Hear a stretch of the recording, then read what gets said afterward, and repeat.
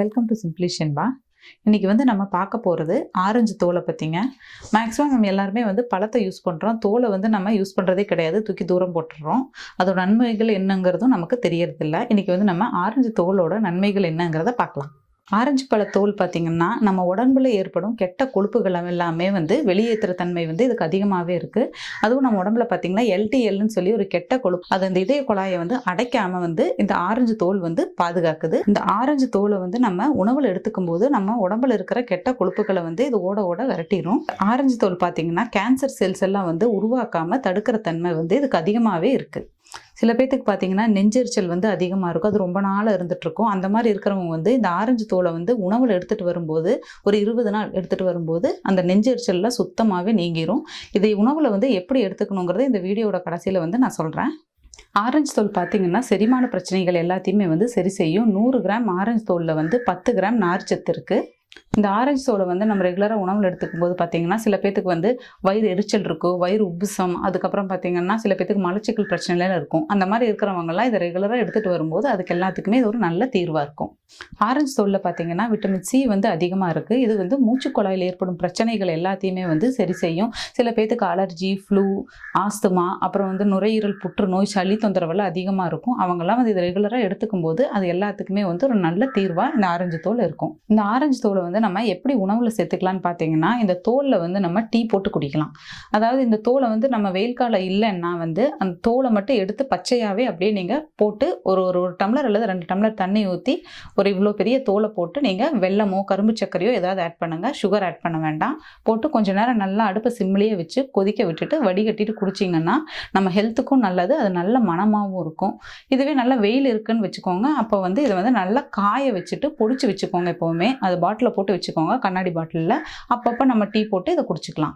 அப்புறம் இதில் நம்ம பல்பொடியாக கூட செஞ்சு யூஸ் பண்ணலாங்க. இது பல்பொடி நான் ஆல்ரெடி செஞ்சுருக்கேன். இது டிஸ்கிரிப்ஷன் பாக்ஸில் லிங்க் கொடுக்குறேன், பார்த்துக்கோங்க. அப்புறம் இதில் பார்த்தீங்கன்னா ஃபேஸ் பேக்காக நல்லா போட்டோம்னா ஸ்கின் நல்லா பளபளன்னு இருக்கும்.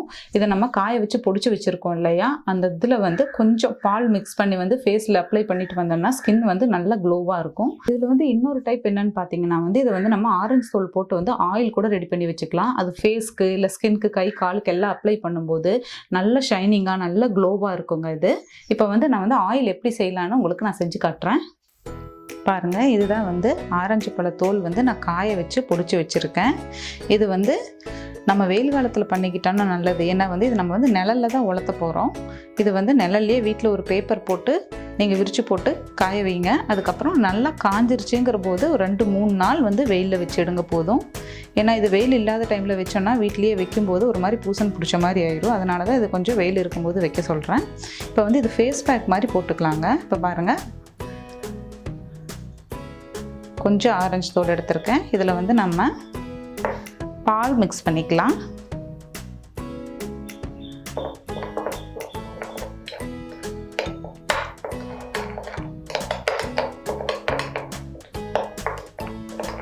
இதை அப்ளை பண்ணிவிட்டு ஒரு 15 to 20 மினிட்ஸ் விட்டுட்டு நீங்கள் வாஷ் பண்ணிக்கலாம். சில பேர்த்துக்கு பார்த்தீங்கன்னா இந்த தோல் எரிச்சலாக இருக்கும். அந்த மாதிரி இருக்கிறவங்க இதிலே ஆரஞ்சு தோலில் நான் இப்போ ஆயில் செஞ்சு காமிக்கிறேன், அதை கூட நீங்கள் போட்டுக்கலாம், அது எரிச்சல் இருக்காது. இப்போ டீ எப்படி செய்யலான்னு பார்த்தீங்கன்னா, இதை 1 டம்ளர் தண்ணி எடுத்திருக்கேன். அதுக்கு நீங்கள் ஆரஞ்சு தோல் இவ்வளோ போட்டிங்கனாலே போதும், ரொம்ப அதிகமாக போட வேண்டாம், இவ்வளோ போட்டிங்கனாலே போதும். இது கூட கரும்பு சர்க்கரையோ வெல்லமோ ஏதாவது ஆட் பண்ணிக்கோங்க, சுகர் வேண்டாம். போட்டு நல்லா கொதிக்க விடுங்க, அடுப்பு சிம்லேயே வச்சு ஒரு 5 to 10 மினிட்ஸ் கொதிக்க விட்டுட்டு அதுக்கப்புறம் வடிகட்டிட்டு குடிச்சிங்கன்னா ஹெல்த்துக்கு ரொம்ப நல்லது. இப்போ ஆயில் எப்படி செய்யலான்னு பார்த்தீங்கன்னா, இப்போது ஆரஞ்சு பழ தோல் நம்ம காய வச்சு பிடிச்சி வச்சுருக்க இந்த பொடியில் இதோ பாருங்கள், தேங்காய் எண்ணெய். இது மேக்ஸிமம் நம்ம கண்ணாடி பாட்டில் எடுத்துக்கிறது ரொம்ப நல்லது. இதில் ஒரு 2 ஸ்பூன் அளவுக்கு எடுத்துகிட்டு 2 ஸ்பூன் ஃபுல்லாக எடுத்துக்கோங்க. எடுத்துகிட்டு இந்த ஆயிலில் நான் வச்சுருக்கிற இப்போ ஆயிலுக்கு பார்த்திங்கன்னா நம்ம ஒரு 3 ஸ்பூன் போடலாம். இந்த ஆயில் அளவுக்கு போட்டு இதை நம்ம வெயிலில் ஒரு 7 நாள் வைக்கணும். வெயிலில் வச்சு எடுத்திங்கன்னா நல்லா ஓப்பன் பண்ணி நீங்கள் க்ளோஸ் பண்ண வேண்டாம், இப்படி ஓப்பன்லேயே இப்படி வச்சுருங்க. வெயிலில் நல்லா டெய்லியும் இப்படி மிக்ஸ் பண்ணி மட்டும் விட்டுடுங்க. வச்சுட்டு எடுத்துகிட்டு அதுக்கப்புறம் நம்ம ஃபில்டர் பண்ணிவிட்டு அந்த ஆயிலை அப்ளை பண்ண ஆரம்பிக்கலாம். இதுவே இந்த காய வச்சு இந்த பொடி இல்லைங்கிறவங்க ஆரஞ்சு பழ தோல் இருக்கு இல்லையா, பச்சையாக, இதை துருவிக்கலாம் ஃபஸ்ட்டு நம்ம. இது இன்னொரு மெத்தடுங்க. இதை நம்ம இந்த தோலை நம்ம சீவி எடுத்துக்கலாம்.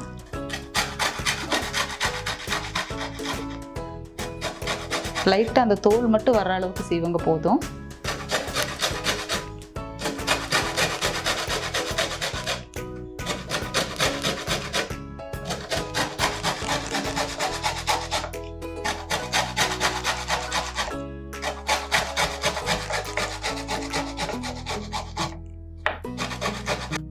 இப்போ நம்ம துருவி எடுத்தாச்சு. நான் 2 பழத்தோட ஆரஞ்சு தோல் எடுத்திருக்கேன். இப்போ வந்து இதை எடுத்து இந்த கிண்ணத்தில் ஆட் பண்ணிக்கலாம்.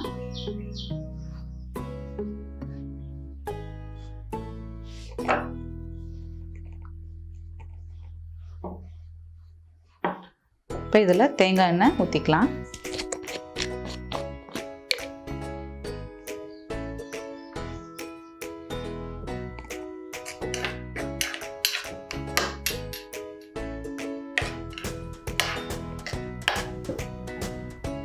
இது இப்போ நம்ம ஹீட் பண்ணிக்கலாம். இப்போ அடுப்பில் ஒரு பாத்திரம் வச்சுக்கோங்க. நான் கடாய் வச்சுருக்கேன். கொஞ்சம் தண்ணி ஊற்றிக்கலாம்.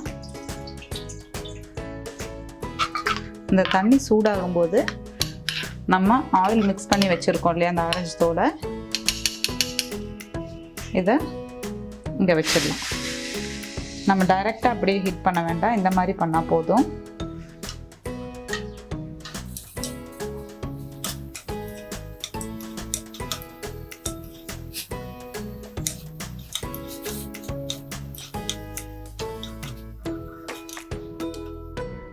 நம்ம அந்த ஆரஞ்சு பொடியை வந்து வெயிலில் வச்சு எடுத்து யூஸ் பண்ணுறது ரொம்ப நல்லது. வெயிலில் வந்து ஆரஞ்சு பொடி மிக்ஸ் பண்ணி வெயிலில் வச்சு எடுப்போம் இல்லையா, அந்த இது வந்து ரொம்ப நல்லதுங்க. அந்த மாதிரி ஆயில் இது நம்ம வெயில் இல்லைங்கிற பட்சத்தில் இந்த மாதிரி செஞ்சுக்கலாம்.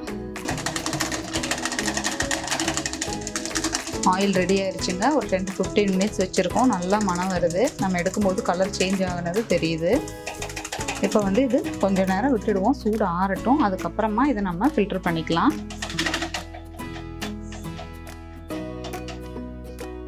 இப்போ சூடு ஆறிடுச்சு. நம்ம இதை ஃபில்டர் பண்ணிக்கலாம்.